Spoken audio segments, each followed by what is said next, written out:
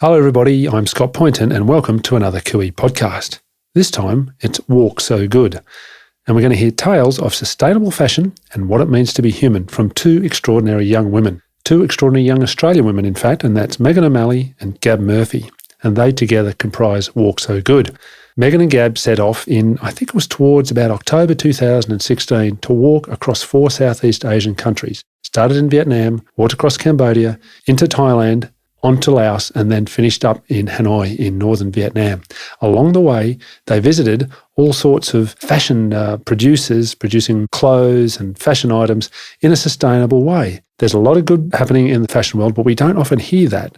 A lot of the stuff happens, we hear the bad stories about exploitation of people, and these are real stories. But Megan and Gab set out to not avoid those stories, but to tell tales of positive things. And along the way, where they walked around about, I'm not sure exactly the final number, something like 3,500 kilometres over the year. Extraordinary. Just the two of them, young women together.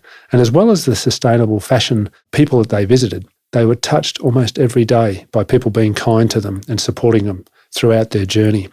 I spoke to them a few months ago about their journey, and here, in this podcast, they share some of their stories and some of their experiences. I'm starting to sound like a broken record, but all of these people I talk to just inspire me with their courage, with their dedication to do something extraordinary. Megan and Gab are two extraordinary young women, and I hope you enjoy Walk So Good.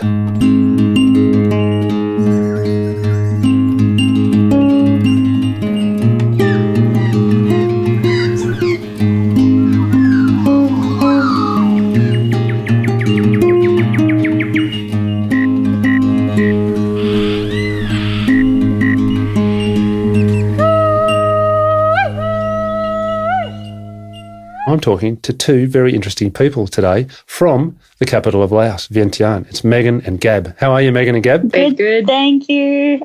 Very well, thanks. Very good. No, so it's Megan O'Malley. Now, Gab, I've got to ask you, because I see you, Gab Grace or Gab Murphy? It's Gab Murphy. Gab Murphy. What's the Gab Grace? That's my middle name. Ah, Gab Grace Murphy. Yes. All right. Okay, good. Now, look, you're doing something extraordinary and capturing a lot of attention, I think.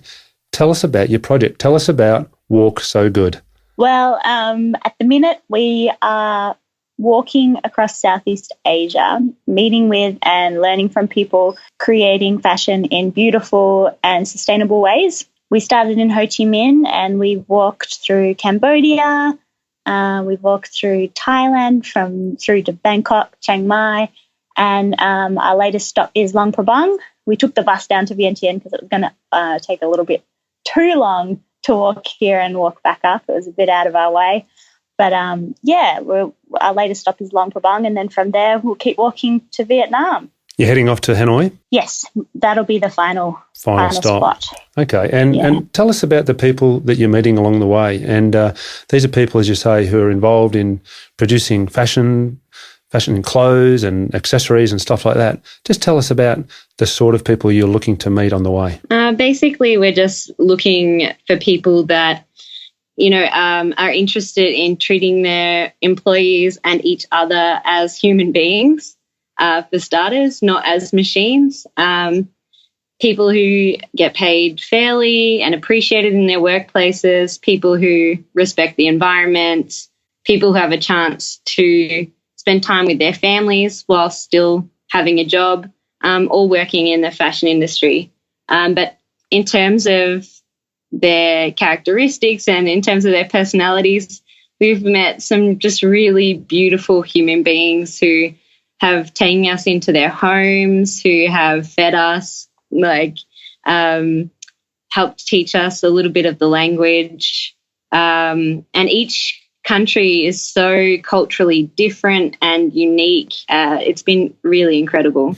And you're focusing on this aspect of the fashion industry because it's a bit rare, isn't it? I mean, this is part of the problem. There's a lot of bad things go on in the fashion industry. Well, that's it. When we started to plan for this walk, we thought we were going to go and talk about both the bad and the good that is happening in the industry. But we made a decision to really only focus on the good. There's a lot of bad stories, especially coming out of Cambodia and Vietnam. In Thailand, there were more bad stories previously, maybe a decade ago. And it's kind of disempowering to hear about all these bad stories coming out of the fashion industry, stories of exploitation, stories of terrible environmental damage. It's kind of disheartening to hear about it, and it leaves people feeling like, what can I do? That sounds like a crazy, huge problem. How am I going to make a difference? So we really focused on the positive stories and promoting them and showing people that, hey, there's all this amazing stuff out here. There's all these amazing people. Support them instead of going to your chain stores where you don't know who's made your clothes. These are the people making clothes. Support them and what they're doing. Yeah. Because it's really, really awesome to know about the story behind your clothes. The connection there is kind of a wonderful thing. Yeah, it's inspiring, isn't it? Yeah. Yeah, and we actually got to meet the people who made our T-shirts. Like we got T-shirts made in Cambodia with reclaimed fabric. So basically offcuts from larger garment factories that are going to just go to huge marketplaces. Mm-hmm. They actually get recycled into new clothes. And we got these T-shirts made for our trip. For our crowdfunding. And we got to meet the people who made our clothes from scratch. I bet that was was great. Cool. That was great. Yeah. It makes you value the clothing more when you know more about the people behind it and the process. Mm-hmm.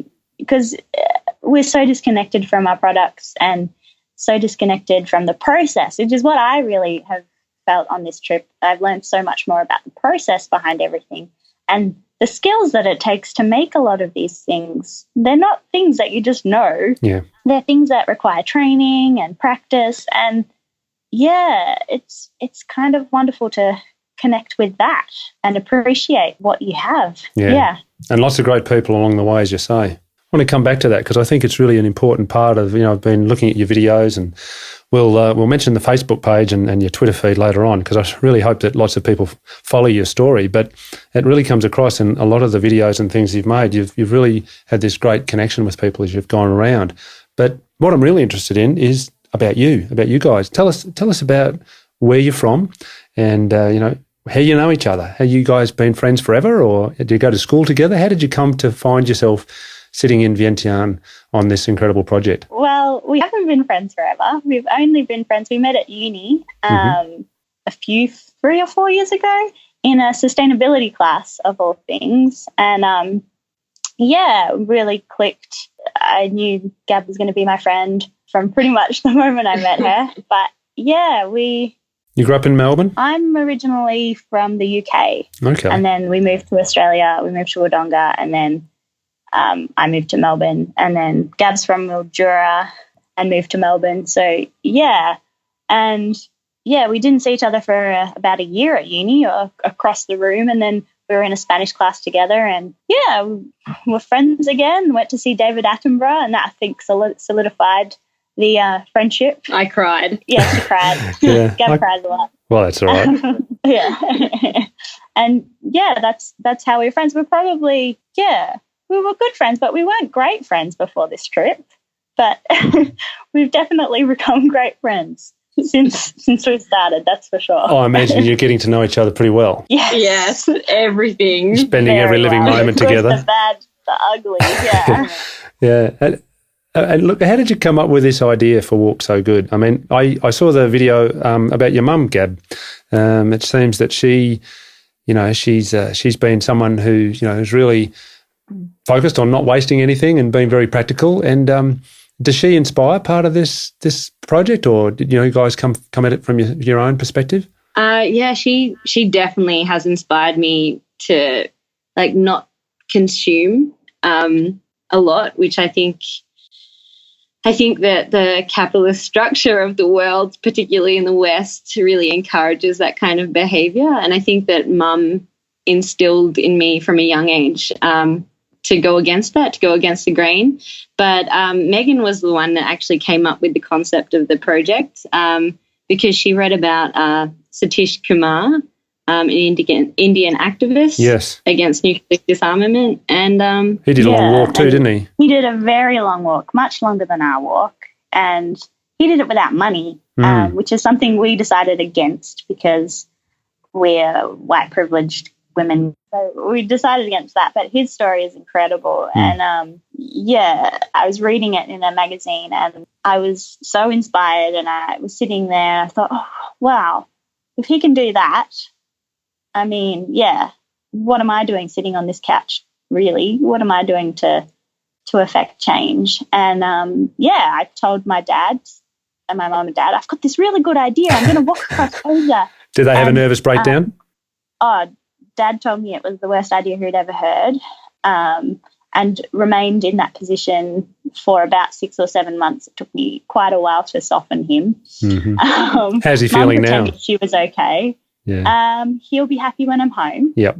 But, both sets of parents were not enamoured by the idea of us walking across 4 countries. But, and it sort of evolved from there. I realised I have absolutely no practical experience out there in the world of being outdoors. I never really camped. The first time I did an overnight hike was actually with Gab, and I had a panic attack and we had to go home early. And that was actually the only overnight hike we did before this trip. I realised I couldn't do it alone. There was no way. And I'm not very funny on my own. So I recruited Gab somehow, caught her at a weak moment, and she said yes. And, we started planning from there. And, Gab, you seem to have done a bit of travel before, from what I can gather. Megan, have you done much travel before? Yeah, I used to work on a cruise ship, so that's I've done right. a bit of travelling. You were a dancer? Yes, I was. Cool. Fun time. Gab, you've travelled, it seems. Yeah, more just for my own further education. I find it fascinating learning about other people and cultures. I think there's so much you learn practically when you put yourself in physical situations and surroundings that you just can't learn from a book. You just can't learn from theory. And I really think that by meeting other people from all around the world, it is the perfect kind of antidote or vaccine against like xenophobia. And I grew up in a small country town of Mildura. I was actually from a place called Trentham Cliffs, living out in the farm. We had a big Italian community and a few Tongans and islanders from Samoa, but it wasn't supremely diverse. And now it is, thank goodness. It's a beautiful town. But, I think it's by traveling you really open up your eyes to what it is to be human, and also like how important the environment is, because you're outdoors all the time. Right. You don't have that barrier between yourself and nature. And, if you're not in a building all the time, you start realising how important it is. Indeed. And, it does seem to me that you guys are really pushing way out beyond your comfort zones. Did you expect that? I imagine you had a sense that was going to be the case. Was that one of your objectives, though? Did you really think, right, we're going to do this and see where it goes? Or is that just something that's unfolded as you've gone along? I think we both realised we were going to be quite far out of our comfort zones from the get-go. But I know for me, and I think for Gab, that sort of pushing yourself out of the comfort zone is where you learn the most about yourself. Right. And I think it's so important. You might feel completely uncomfortable, but it's the best learning experience that I think you can get is by pushing yourself out of that comfort zone. Like, I don't really like camping very much. I love it. Not that into it. No. Yeah, like I actually don't let her put up the tent. She'll be like, okay, so we're stopping here. And I'm like, yes, now, do you want to go and have a shower or go find a bucket? And I'm just going to set up everything. Don't touch that. Yeah, I'll be like, you sure you don't want me to help? And she'll look at me like, no, you don't know. I don't want your kind of help. Yeah, thank you very much. Great honesty and truth there. Yeah, but so there's been so many ways that we've pushed ourselves out of our comfort zone, but it's been an absolutely phenomenal experience. Like, something that money can't really buy is that experience of I think you're like also underplaying it a bit, because Megan gets attacked by dogs quite frequently, and for some reason they tend to just leave me alone. But yeah, poor Megan. You're a dog magnet. I'm slightly scared they recognize something evil and terrible in me that I have not yet discovered, and that I'm going to destroy the world by some means. But yeah, no. I'm worried that I just smell too similar to them. Well, you never know. No smell-o-vision here. Yeah. But yeah, Gab has no fear of the dogs, but I have quite an exceptional fear of Yeah, I think dogs. that's it, to be honest with you. I've grown up with dogs all my life, and I think if you are scared of them, they can tell, and that's the magnet. Yeah. They come for you. But apart from the dogs, it means, just again watching your videos, you guys have had a lot of challenges, and Gab, you got your hair cut off. That seemed a bit traumatising at first, but looks like you got to terms with that, and I loved your little stories about walking up the mountains and poor old bloody Megan getting caught in the mud and crossing rivers and. With your backpacks and all that sort of stuff. And, Megan, you're a vegetarian, we should say, and I imagine it hasn't always been straightforward to get a veggie feed. No, and people have different interpretations of what a vegetarian is. Yes. Unfortunately, I can only say I'm a vegetarian in most languages. I can't answer the questions like, but you eat pork, right? Right. You eat chicken. Yeah. So I can't answer the question. So when they speak to me, I go, sure. Yeah. And then something comes out and I'm like, oh. And Gab's like, I'll eat the pork, don't worry. Yeah. So we pick it out. But, it has been tricky as a vegetarian, and there have been times where I've been like, should I just give it up for this trip? But one of my inspirations has been Sarah Marquis, and she walked across crazy places and has walked ridiculous lengths of the world, and she has never given up being a vegetarian, and I'm in much easier circumstances than her, so I'm trying to stay strong. Good on you. Good for you. Yeah. It's tricky. The fried chicken does look good. Yeah, I bet. I bet. And Gabby, you got pretty sick there, and you had the terrible experience of pooing in your pants. I saw in the video. What a shocker! But you sounded like you were pretty crook. Yeah, it wasn't my finest moment. I am really grateful that Megan was here. So we've been purifying all of our water along the journey because we don't really want to contribute to plastic pollution. There isn't the best recycling facilities in Southeast Asia. And, as you know, plastic takes like a long, long time to break down. So, we have drink bottles and we use a UV filter to purify our water. So we've been drinking tap water. So overconfident Gab decided that I could drink from a communal cup at a temple where thousands of visitors go every day. Oh dear. To meditate and pray. And I thought, you know what, I've been here for 6 or 7 months, like I'll be fine. And I wasn't.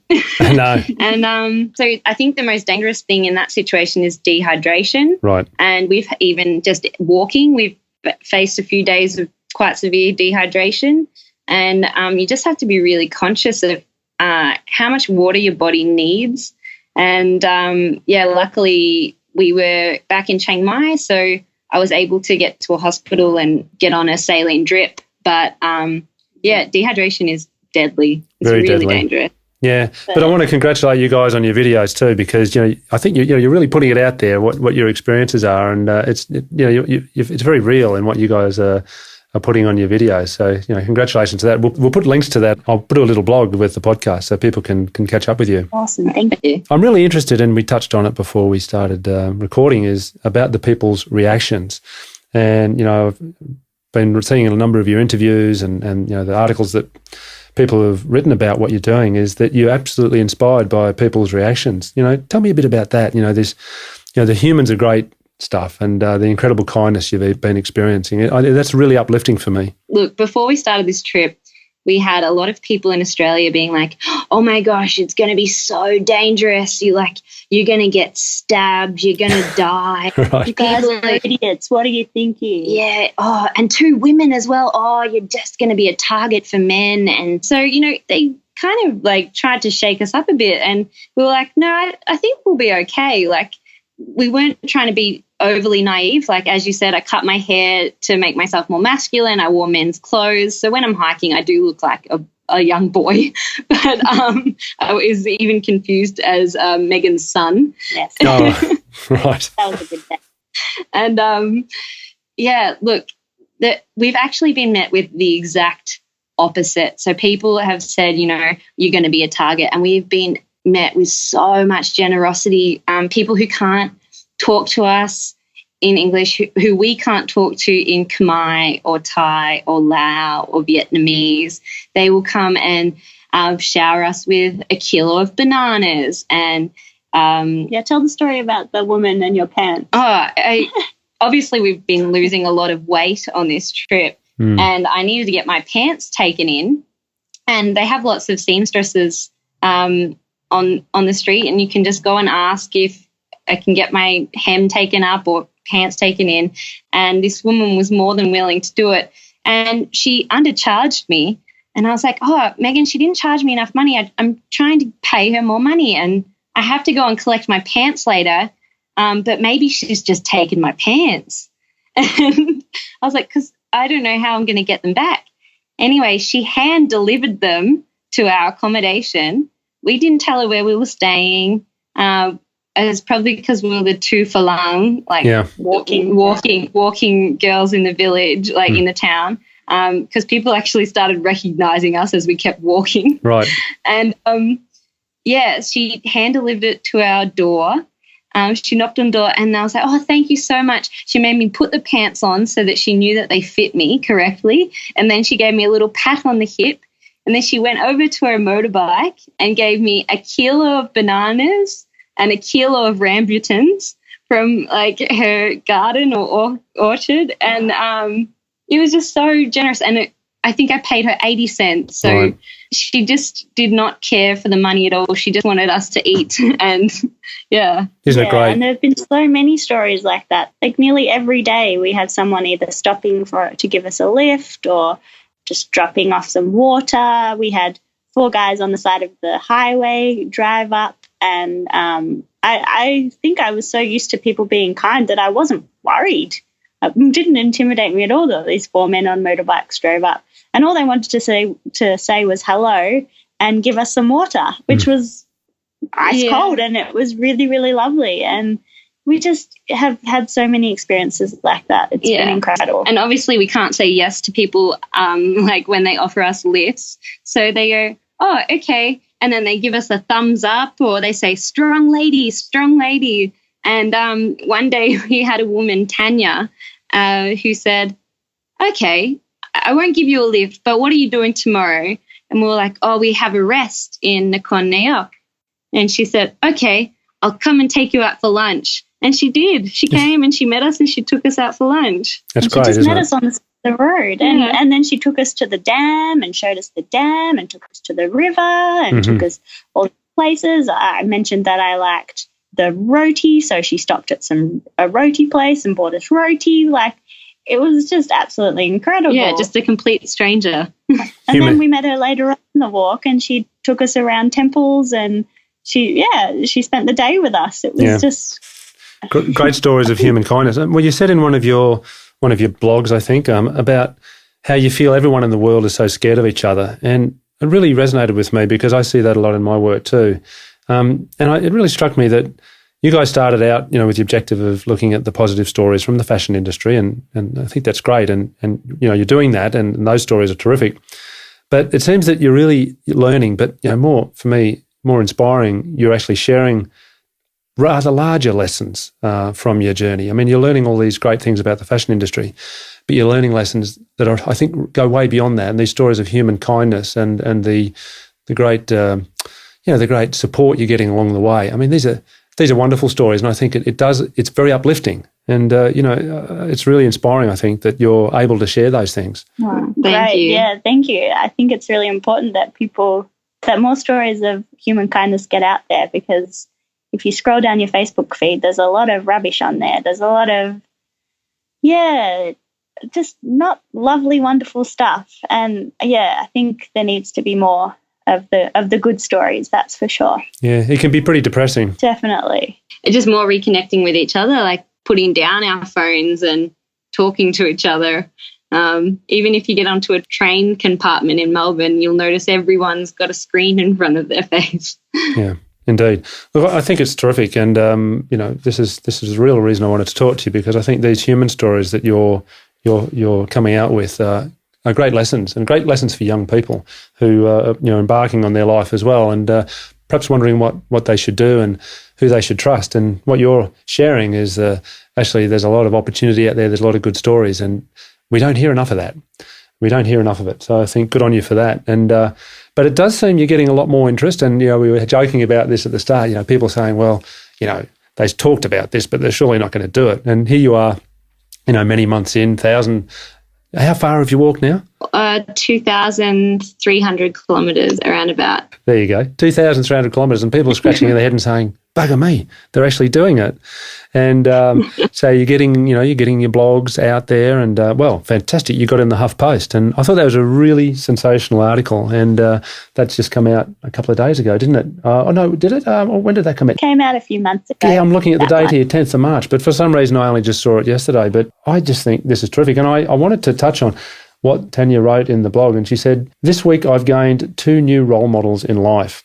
And she gave how many reasons? 5 reasons. They're doing this to raise awareness of ethical fashion, which, that's terrific. They're taking a positive approach, and it's contagious. They're scared.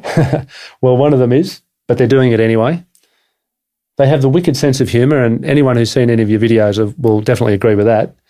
And you're advocates for humanity. And, I think she says, I admire them for putting themselves in that position and for telling the world. I think it's a story we all need to hear. And I really would say that I feel the same way. And with that, I'm interested to know what of the future. You think you'll be done around the end of September? Is that right? Yes. Yeah. We think we'll be done by the end of September. We will have a whole lot of videos to edit. We kind of overestimated how much time we'd have to edit videos. Currently, we've got about 25, 26 videos to edit. Of different stories of different people we've met along the way. So we've got a lot of editing to do. So there'll be stories coming through, and we've got ridiculous videos coming as well as the good stories. No, the ridiculous ones are terrific. They're really great. Gab's worst case scenario. Yeah. Oh, I had a worst case scenario today. Oh, no. All about. Yes. Our preview is that we lost a lot of data. Oh, no. Tech issues. Tech issues. Yes, okay. But hopefully they can be resolved. But yes, I labelled her worst case scenario, Gab, because we'd be walking along and she'd be like, don't look at that puddle. You'll catch typhoid and dengue and then you'll die, and then I'll have to carry your dead body to the hospital. And she says these very dramatic things. So I had to label her worst case scenario, Gab, because it was literally, I wonder what we'll do here. Oh, we'll probably die. But we probably won't, though. Like, what makes you say that? Oh, we'll die. That'll be our luck, or our legs will fall off or something. And it's very over the top. I do like those videos. I get a good chuckle when I have a watch of those videos. They're terrific. But so when you get back, a bit of editing to do. So, because I think, I do think your videos are great. And, congratulations on that. I don't know how to make a video. I've looked at your videos and think, God, I should be able to make videos like that, but I can't. So I think they're a great vehicle for telling your story. But beyond that, where do you think your next, will you have another adventure, or are you going to try and become more active in the fashion industry? Have you thought about, I guess, you're probably thinking one day at a time in a way, you're just getting through the next day and making sure you're okay and got food and everything. So can understand that you focus very much on that. But are you looking 6 months, 12 months, 10 years ahead? Are you planning anything about the future, or just letting the universe have its way? Well, we'd love to do more speaking. I worked with children before we left, and I feel like there's so much potential there to really share our message and have it received in a really positive and impactful way. Kids are just, they just know what's going on these days, and they're really clever, and they have so much potential to change the world that they live in. And that would be really cool. But beyond that, I don't know about Gab, but I'd really like to change the way people consume and engage with fashion in a really kind of feasible, tangible way. And I'd love to start a clothing library, but not just a clothing library, a place where it would be like a community hub where people could come. There'd be a cafe. They could engage with the fashion. There'd be a story attached to each of the garments that were in the library, so people could understand. There'd be workshops. there'd be all sorts of things. So that's the big dream for me. Further down the track when I can get it together. When you hang up your boots. Yeah, and it would be like a subscription service. People could come and just use the clothing, borrow it, like a proper library. They wouldn't have to buy it because we have so many things. I don't know about you, Scott, but I have so many things in my wardrobe that I don't really wear that much. Yeah. And they're beautiful things, but you just don't always have an occasion to wear them, or they're just not right. And I think a lot of people can relate to that, and I'd like to change that so that we don't have just things getting in our closet, just, cluttering up our lives, that we can still enjoy fashion. It doesn't have to be about a capsule wardrobe or very minimalist clothing. We can still enjoy fashion and the art and the process and the work that goes into it, but we don't have to own it.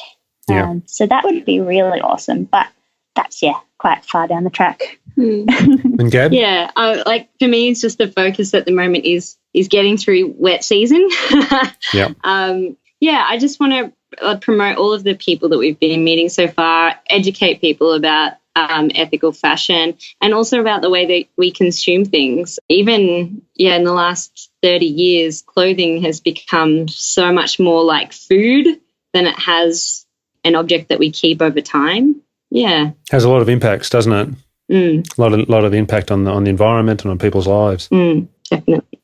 Well, I've got this is last question is for you, Gab, and it might be a bit painful to bring it up, might be a bit difficult, but I'm wondering about your shirt, your magnificent shirt. What happened? Did you keep it? Did you keep the shirt? Oh, that shirt.